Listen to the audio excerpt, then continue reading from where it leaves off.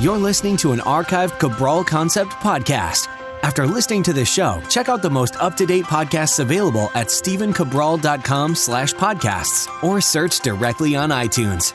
And now, welcome to the Cabral Concept, where board-certified naturopath and integrative health practitioner Dr. Stephen Cabral shares how he was diagnosed at the age of 17 with a life-altering illness and given no hope for recovery. It was only after studying and traveling all over the world did he discover how to combine ancient Ayurvedic healing practices with state-of-the-art naturopathic and functional medicine to fully rebalance the body and re-energize it with life. It's time to discover how to get well, lose weight, and finally feel alive again. And now, here's your host, Dr. Stephen Cabral.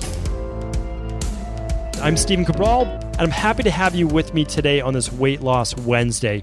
I'm going to answer a big question that not only has to do with weight loss, it also has to do with wellness. It also has to absolutely do with healthy aging, and that's this. What should be the largest meal of the day? So there's a lot of debate. A lot of people say breakfast. Now, if you have a very large breakfast meal, they say that you'll be able to burn those calories off through the rest of the day. And I think that's pretty good logic. That's at least a smart point to come from. And then there's other people out there who say, well, dinner should be your largest meal of the day because that's when you finally get to sit down. That's when your body gets to actually relax. And so you won't be in such a stress mode and then you could digest your food a little bit better. And you know what? If you look at it from that perspective too, that's pretty smart as well. Now, there's a lot of gimmicks in between. Now, some people say skip breakfast completely, and there's a time and place for that. Some people say that you should eat a huge meal at night, but not eat for the rest of the day. There's a lot of gimmicks to that as well, because that could be fine for some people, but not great for a lot of others as well, and the research isn't backing that up either. Again, fine for some, not great as an overall recommendation. I'm here to tell you today that physiologically speaking, as well as when we look back again, 6,000 plus years to Ayurvedic medicine, lunch is actually supposed to be the largest meal of the day. Now, why would lunch be that? And believe it or not, that would be called dinner for a lot of people. Dinner would be around the 1 o'clock hour. Dinner would actually be called supper. And supper, I believe, and you can correct me if I'm wrong, but I can do a follow-up on this as well, that I think it came from the Latin or Roman word for soup, and it was a very light meal. Now, this is a little foreshadowing for what I'm going to be actually recommending for you in a few minutes, but when you look at lunch, look at it this way. Lunch is when the sun is at the peak, right? It's directly overhead. Our body is in its most catabolic position. It's best able to break down food. That's considered the pitta time of the day. And so our digestion is absolutely going to be the strongest. We've been up now for a few hours as well. And so at this point, at this time, our body is ready to digest a good amount of food. Only if we're not stressed, right? There's always that caveat to that. So we really do have to take at least a half hour to calm our bodies down, to chew our food, to properly assimilate, and hopefully, don't get into too stressful of a situation. So that larger meal at lunch, though, look at it this way. You also still get to hopefully burn up some of those calories, some of those carbohydrates that you've had then before you do get to bed, in 8 hours or so from that, or 10 hours from lunch. So I want to break down each meal, though, because it's not as simple as saying, well, everybody should have their largest meal at lunch. I want to see what makes the most sense for you. So here's how I look at it, and this is really my belief. And again, this is we really have worked with. We've done over 200,000 client appointments, so we just have so much data. So I need to share this from you or with you, but from a perspective that this hasn't just come about. Like I didn't just make this up, yesterday. This is really looking at and tracking so many different people, thousands and thousands of people. Is that really for your breakfast meal? It can't be a large meal. It can't be 3 sausages with 2 eggs and a half an avocado. It's just too heavy of a meal. If you have any job or you commute to work where there's any stress, your body's simply not going to be able to break that down that well. It's going to weigh you down. You're going to feel lethargic and you're going to need a lot of coffee in the morning. If you need coffee to get you going, there's something wrong, right? There's something wrong with either your metabolism, there's something wrong with your endocrine system for your hormones, and you should only have a cup of coffee because you literally enjoy it, not to get you going. If it gets you going, if you need that, then again, there's something wrong with the endocrine system. There's something wrong with your hypothalamus, pituitary, adrenal cycle, your thyroid, with something that needs to be looked into. So that's why I've seen this work just over and over, is a smoothie for breakfast or something light for breakfast. Maybe it's oatmeal with some berries on top. Maybe you put a few crushed walnuts. Maybe it's something like that. You could absolutely do that. But I really like the smoothie. And then for lunch, yes, lunch should be that time of the day where, okay, you've been up for a few hours, your stomach is empty from the smoothie, because I do recommend us having a smoothie over a 60-minute or 90-minute time period that you're just sipping on it, that you get a lot of hydration. Remember, when you wake up in the morning, your body needs fluid. It hasn't had any water for 8 to 10 hours. So a smoothie does that, or at least just get some water with some squeezed lemon in there if you'd like.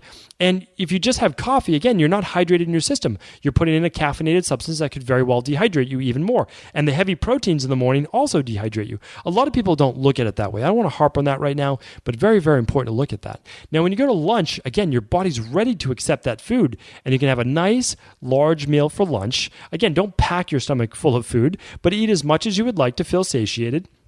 You can do a mid-afternoon snack if you'd like. I'm not going to talk about that today. And then dinner, look at it this way. Dinner time, yes. Dinner time is a nice time. You're finally, hopefully, relaxed. You got home from the day. The problem is that, again, most of us have our largest meal then. The problem is, if you're trying to maintain a good body weight, a good body composition, having a large meal at dinner is not the best idea. One is, yes, our metabolism is absolutely going down that time of the day. But the other thing is, too, is we want to go to bed with an empty stomach. We want to go to bed in 2 to 3 hours after dinner when the food's already been moving through or has moved through our stomach, so that our body can actually use the evening time or in bed for detoxification, for repair, for using that energy for your immune rebuilding, all of those things. And it can't do that if it's using a lot of its energy for digestion. Remember, about a third of your energy during the day goes towards digestion. You certainly don't want your body to be digesting this huge meal before bed. And you don't want to pack in a lot of starches before bed either, if you're looking specifically at body composition. So, if you're going to have your starches, you want to have your sweet potato, you want to have some rice, you want to have some quinoa, you want to have any of those things, have it with lunch. You're going to do a much better job of that. And then no one's saying that you just have to have, again, I mentioned it before a couple minutes ago, soup for dinner or for supper. But think of it this way. Soup is an easy to digest meal. So in the colder months, you might want to make a soup. That's just very easy to digest. You can still feel very satiated from soup as well. From bone broth. Bone broth is obviously becoming very popular now. And the other thing as well is you could do your veggies at night. You can just do some cooked carrots and parsnips. That's such a nice thing this time of the year as we start to approach fall. And the other thing is you could do some protein at night, because again, it's a little bit of a heavier food, but at this time too, you're seated, you're hopefully relaxed, you're going to be able to digest a little bit better.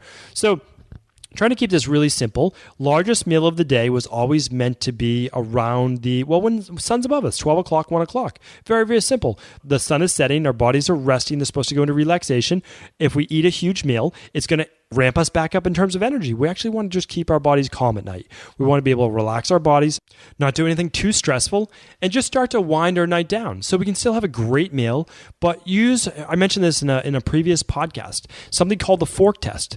And that means if you can't kind of squish or mash the food with your fork, it's not very easy to digest. So you want to make sure that you chew it up really well, or you just have much easier to digest foods at night. And so I'm telling you, I've tried literally hundreds of different nutrition plans, not only with myself, but tweaking them over the years just in my practice. And I've really settled in about 4 years ago, maybe it's been about 5 years now, with the smoothie specifically at breakfast, and then allowing people to enjoy a nice, bigger lunch, and then they can do a mid-afternoon snack if needed, and then a dinner that's just very easy to digest. Now, there are some caveats around this, meaning that you could do a mid-morning snack for some people with adrenal-based issues or blood sugar-based issues, but for the most part, I really have settled in to the 4 meals per day. Again, my Fatlocity plan is 3 meals and 2 snacks, but because it's always been to ease people out of maybe such not a great healthy nutritional plan, and they need a little bit of, I usually do 12 weeks of easing them out of, maybe a lot of processed foods and starches. This plan, the Fatlocity plan, allows people to eat every 2.5 to 3 hours, so they're never feeling hungry. They're always satiated. It's smaller meals, so we're helping them to shrink their stomach, and then eventually they can ease into the 4 meals per day, or 3 meals plus an optional mid-afternoon snack. Honestly, in terms of energy, in terms of wellness, in terms of anti-aging, I've never seen it do more for people's annual blood labs, for their organic acid tests, for their hair tissue mineral analysis, and also it just gives you more time between meals, which is how it's supposed to be, so the food fully empties and leaves your stomach, and then once that food's all gone, your body actually starts to signal you, okay, we're hungry again, and that's the time then to put in that food. So hopefully this episode helped. Do feel free to let me know if there are any questions on this topic. It's kind of a complicated one. and I certainly will not let this be the last podcast on it. I'll definitely do follow-ups, but I'd love to answer your questions if you do have any. Simply go to stephencabral.com/Ask Cabral. Have a great day, everyone, and I'll be back tomorrow with a brand new kettlebell interval workout. Did you know that the body really only becomes sick or imbalanced in only 2 ways? Over time, you become deficient in vital nutrients, and you also accumulate toxins internally and from the environment. As those nutrients diminish and you increase your total toxic load, your body then begins to show the first signs of dis-ease. It's actually quite predictable, and the good news is that if we know how you began to fill up that proverbial rain barrel, we also know how to empty it to begin the healing process. I was fortunate enough to learn this ancient healing process from my mentor after suffering from debilitating diseases for close to a decade. It was only when I began to implement these techniques did I finally overcome my illnesses and go on to live a life of energy and vitality that I now enjoy. I'd like to share with you now what I discovered after traveling all over the world and how to combine the best of ancient healing wisdom with state-of-the-art science. Allow me to teach you exactly how I've been able to help over 250,000 people to empty their rain barrel and begin to transform their body and lives into what they've always hoped they could be. To get your copy of the international bestseller, The Rain Barrel Effect, simply go to stephencabral.com/rain barrel.